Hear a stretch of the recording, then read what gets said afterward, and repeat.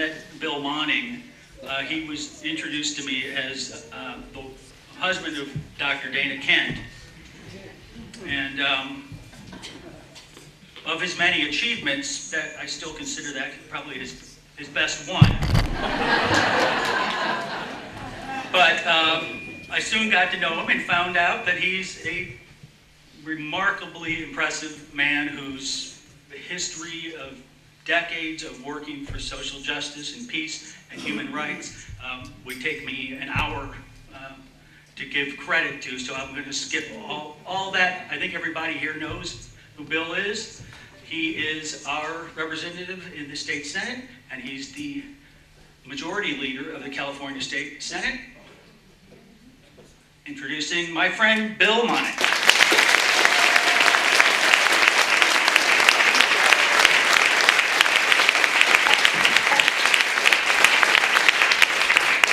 Well, thank you, Philip, and let's give a thank you to Phillip Crawford for his role organizing today.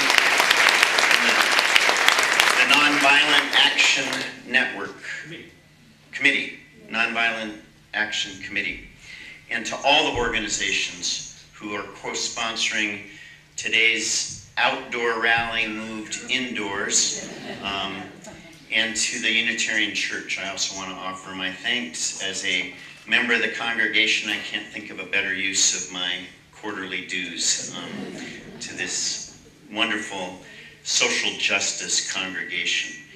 And to all of you for making the effort in the rain, in the winds, in the power outages, and in what could be the depression of what has happened to our nation and our planet today.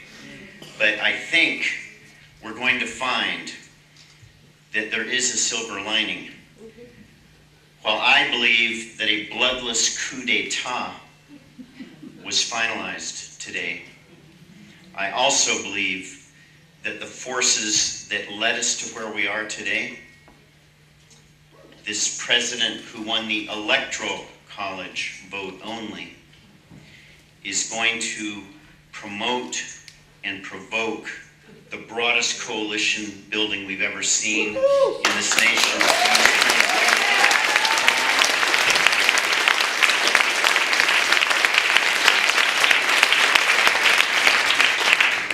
We know that in California, 4 million more voters voted for Hillary Clinton than for the president.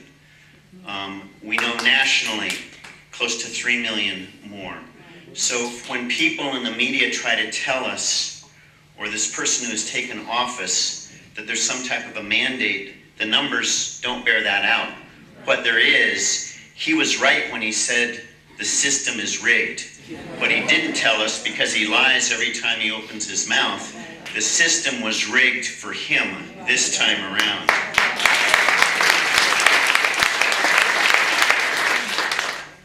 We face huge challenges. I don't underestimate the road ahead. We need to work to protect immigrants, health care coverage through the Affordable Care Act, safety net programs, poverty programs, and efforts to deter the advance of climate change. All of these are critical issues, and critical issues that don't enjoy the luxury of time, that require immediate action. I sit on the Senate Health Committee, and we held a hearing yesterday, a special hearing in Bakersfield, California. And most of the members of our Senate Health Committee traveled to Bakersfield yesterday. We started our meeting at 3 o'clock. We went till about 7 p.m. And over 200 Kern County residents, where 53% of that county depend on Medi-Cal for basic health care services. And we held the meeting in Bakersfield because there's a majority leader in the House of Representatives named Kevin McCarthy, whose office is in Bakersfield. Now, we invited him, but he didn't join us. I think he was in Washington. But his office tried to get the Board of Supervisors to uninvite us from holding our committee hearing there. Fortunately, we prevailed, and a shout out at a distance to Supervisor Leticia Perez, who secured the space for us. when I look at the lineup of speakers, I'm respectful of your time and the other speakers. I do want to focus. There's so much to talk about, and I know others will hit some of the themes, as Nashwan did, as Michelle Welch and others will. I'm going to focus a little on climate change, because it brings into focus both the challenge not only of this administration, but the challenge of our interface with government. Bill McKibben, who's known worldwide for his advocacy and organizing on climate change, said, the real contest is not between Democrats and Republicans, but between human beings and science. The last 3 years have been the hottest years in the history of this planet since temperatures have been recorded. In Basra, Iraq, last year, they recorded a high temperature of 129, and there were fatalities. Sea level rise is happening. The polar caps are melting. We face here in the Monterey Bay ocean acidification and asphyxiation, hypoxia, that affects all sea life. We can reverse these trends, but we're behind the 8 ball right now. California leads the nation and the world in our efforts to reduce CO2 emissions, but it's still not enough. The California State Senate passed a resolution last session urging the US Congress to pass a carbon tax as a way to put the tax on those that are producing carbon, as a way to really reduce the production of carbon, as opposed to just charging at the tail end as we do through cap and trade. This moves it up to the front end. But now we have an administration full of climate deniers. The man who took the oath of office today has said it's a hoax perpetrated by the Chinese. The man who's under hearings to become Secretary of State, Rex Tillerson, the head of Exxon, and that company and that industry, like the tobacco industry, has known for years, if not decades, of what their products, what their exploration, what their exploitation of Mother Earth is doing, and they're still chasing the short-term profits. The EPA nominee, Scott Pruitt, distinguished himself as Attorney General by bringing lawsuits against the EPA. And Oklahoma still has suits against the EPA, and he said he will not recuse himself should he be confirmed as head of the EPA.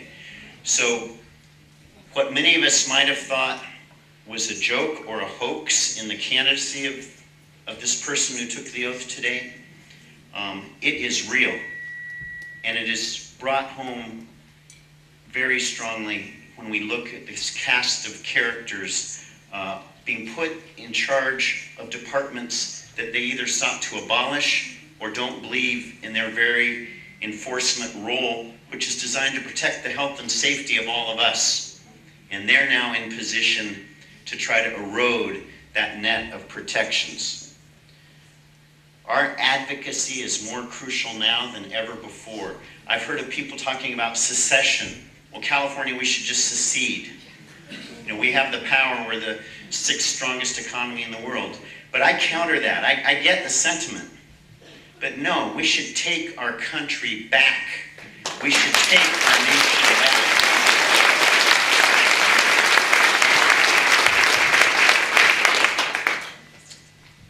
Let me just close with a prescription to add to others. A prescription for peace, equality, unity, and justice.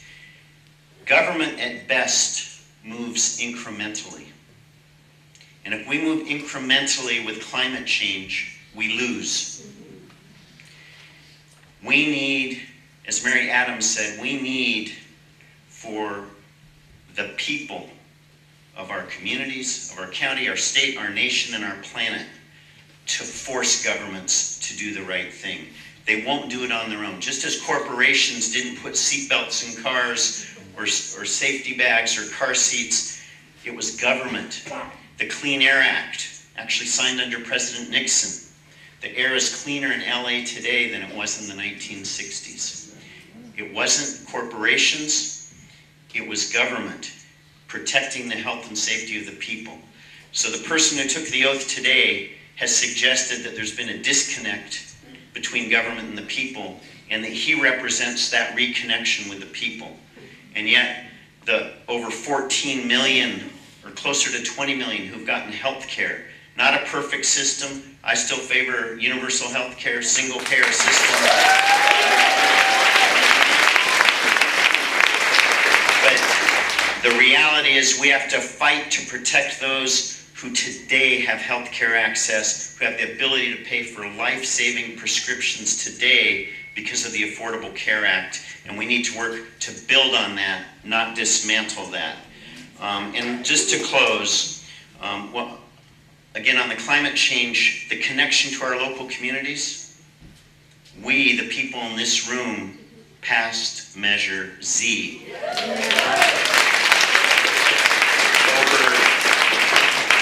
I look around so many people that were instrumental and leaders in that movement.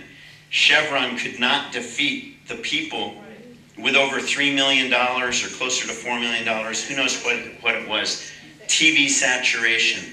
And yet the people going door to door, the people sharing science overcame those who played to the fear of losing police services, fire services, education services. So it's an example of our power. And too often we're deflected by the headlines and the corporate media that makes us feel small, unimportant, and ineffective. We just need to look around. That's why it's so great we're doing this gathering this evening, to connect with each other, to draw strength as women marching in Washington and Monterey and around the country and around the world will make connections tomorrow from which we will all draw strength, a sense of purpose, and a sense of conviction.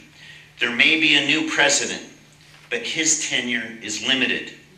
Our movements are not limited by time, but must be inspired by a sense of great urgency. Today, tomorrow, next week, let's grow this movement, let's grow this room to be 10 times this size, 100 times this size. It is our nation. Let's take it back. Thank you.